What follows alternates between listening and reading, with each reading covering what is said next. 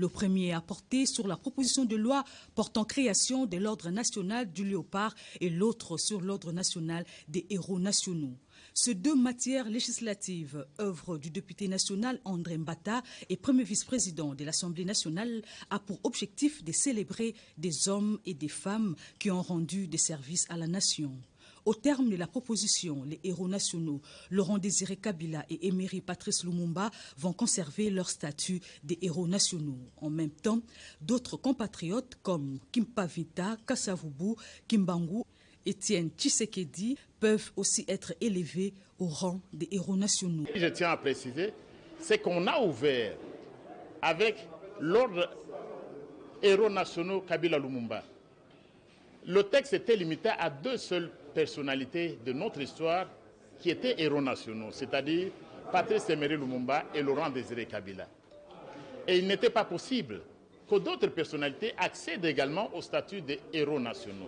De 38 intervenants qui se sont succédés à la tribune, la majorité est revenue sur la révision de deux textes de loi numéro 009/2002 du 5 mars 2002. La première des résolutions que j'ai soumise au bureau de l'Assemblée nationale, c'était d'élever au rang d'héros national M. Rossi Mukendi, Madame Thérèse Kapangala et Étienne Tshisekedi Lumumba, Thérèse Mémoire.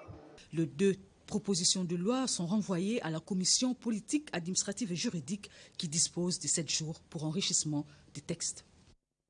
Le gouvernement doit de l'argent aux pétroliers pour compenser le manque à gagner pris en charge par la subvention. Le groupe du Haut-Katanga est venu présenter le dossier à Vital Kamerhe. La facture est évaluée à plus de 2 millions de dollars américains. Sandra Nyangita Bouguilin Kassou.